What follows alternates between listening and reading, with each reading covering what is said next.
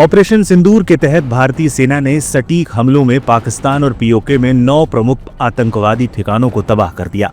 पाकिस्तान में जिन 9 ठिकानों पर हमला किया गया वो महज ट्रेनिंग सेंटर नहीं थे, बल्कि आतंकवादी गतिविधियों के सक्रिय केंद्र थे और इनका भारत में हुए हमलों से सीधा संबंध था।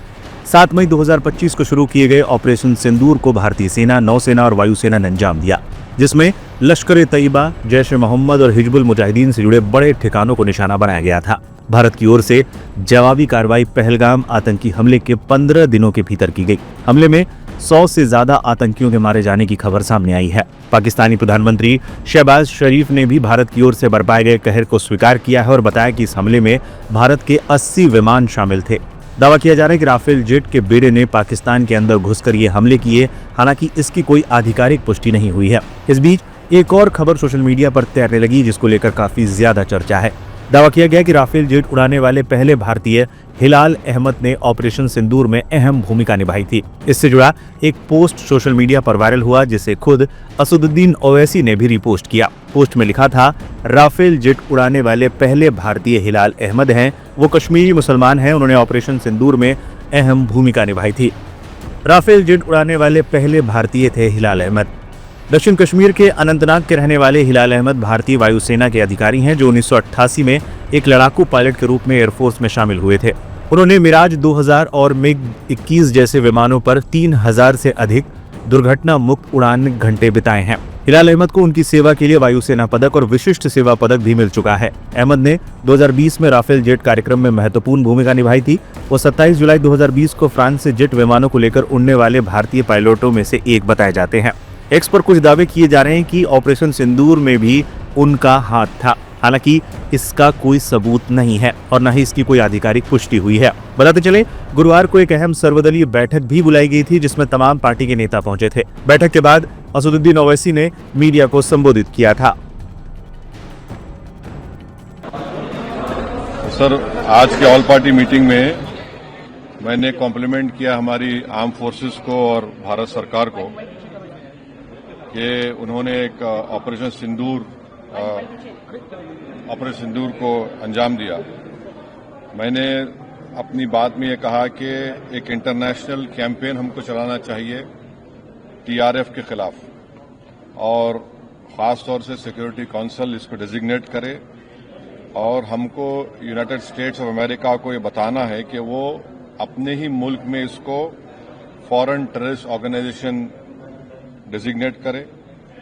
और क्योंकि आप देखेंगे फरवरी 2025 में हाफिज सईद के बेटे हाफिज अब्दुल रऊफ की एक स्पीच है पीओके में, जिसमें उसने कहा कि 2025 तमाम साल हम लोग जिहाद करेंगे। तो ये जिहाद का नाम लेकर, ये भारत में गलत नाम लेकर कत्ल करना चाहते हैं, आतंक फैलाना चाहते हैं। तो यूएस को हम रिक्वेस्ट करें, उनको लॉबी करें कि ये टीआरएफ को एक फॉरेन टेररिस्ट ऑर्गेनाइजेशन बनाए, पाकिस्तान को एफएटीएफ के ग्रे लिस्ट में डाला जाए। यूनाइटेड किंगडम से हमने ट्रेड डील किया है, अब क्या क्या बहुत सी चीजें कम हो जाएंगी, टैरिफ कम होगा। तो हम यूके गवर्नमेंट से कहें कि वो भी टीआरएफ को बैन करें और यूके ट्रेजरी पाकिस्तान को सैंक्शन करे। यूनाइटेड स्टेट्स से हम ट्रेड डील करने जा रहे हैं और यूएस प्रेसिडेंट ने कहा कि 0 टैरिफ होगा एग्रीकल्चर पर। तो ये मोर द रीजन है कि हम यूएस भी इसको कबूल करें। अब कश्मीर में गवर्नमेंट के पास एक बहुत सुनहरा मौका है, तारीखी मौका है कि वो यकीनन पाकिस्तान को कन्फ्रंट करें, मगर कश्मीरियों को अडॉप्ट करें। आप कश्मीरियों को खरीब करें।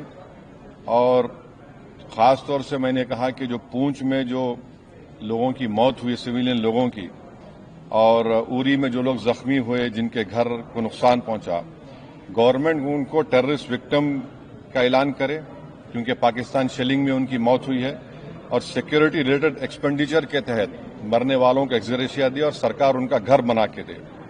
और मैंने कहा कि साउथ कश्मीर में गवर्नमेंट को बहुत एहतियात से काम करने की जरूरत है। वहां के यूथ को हमको करीब करना है। और जो ऑपरेशन सिंदूर हुआ, उसका मेरी नजर में सबसे बड़ा इंपॉर्टेंस ये है कि मुरीद के और भावलपुर पर अटैक होना, ये नॉन टेररिस्ट ऑर्गेनाइजेशन के हेडक्वार्टर्स हैं। ये बहुत अहम बात है जिसको हमको समझने की जरूरत है। मिलिट्री स्ट्रेटेजी वाइज आप देखेंगे अब हमारे देश के लिए दो फ्रंट पे हॉस्टिलिटी होगी, LAC और LOC पर। इसलिए कि जब 16 में उरी हुआ, 2019 में हम बालाकोट किए, आज हमारी 50,000 फौज गलवान और पे बैठी हुई है। तो ये टू फ्रंट हॉस्टिलिटी को हमको देखने की जरूरत है। चाइना से हम इतना एक्सपोर्ट कर रहे हैं, इंपोर्ट से ज्यादा एक्सपोर्ट, चाइना से इतना इंपोर्ट कर रहे हैं, एक्सपोर्ट से ज्यादा हो रहा है। तो हम चाइना पर भी इम्प्रेस करें कि वो पाकिस्तान को, TRF को, जितने टेररिस्ट वांटेड है इंडिया, उसको हवाले करें।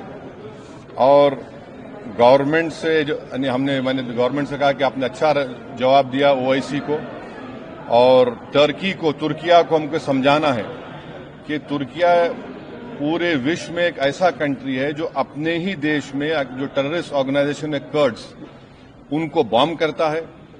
इराक में जब तक उनसे डील नहीं हुई वहां बॉम्ब करता था, अब सीरिया में भी बॉम्ब करता है वो। तो तुर्किया को समझाने की जरूरत है कि जब आप कर्ड्स के ऊपर जो टेररिस्ट ऑर्गेनाइजेशन है उनको आप एक्शन ले सकते, तो भारत पे क्यों वो सवाल उठा रहे हैं। और हमने कहा कि ये आज पाकिस्तान इसको और एस्केलेट ना करे। इस सिलसिले में आज ईरानियन फॉरेन मिनिस्टर दिल्ली में है, सऊदी फॉरेन मिनिस्टर भी दिल्ली में है। और जो देश में मैंने कहा कि जो एक यूफोरिया है, इसको सरकार को देश को और मुत्तहिद करने के लिए और देश को ताकतवर बनाने के लिए इस्तेमाल करना पड़ेगा। और जो लोग मैंने जिक्र किया, हिमांशी, उस बच्ची का जिसने अपने पति को खोया 6 दिन की शादी के बाद, कि किस तरह सोशल मीडिया पर उसके ऊपर रिकेक हमले किए गए। और आखिर में मैंने कहा कि न्यूयॉर्क टाइम्स, रॉयटर्स और CNN ने एक कहा कि भटिंडा में एक रफाल गिरा है। वो सही है गलत है हम नहीं जानते, मगर हमने एक गवर्नमेंट से कहा कम से कम इंडियन एयरफोर्स को आप कहिए कि उसको डिनाई करे, ताकि हमारे आर्म फोर्सेस का मोराल और उनके रेपुटेशन में कोई कमी ना आए।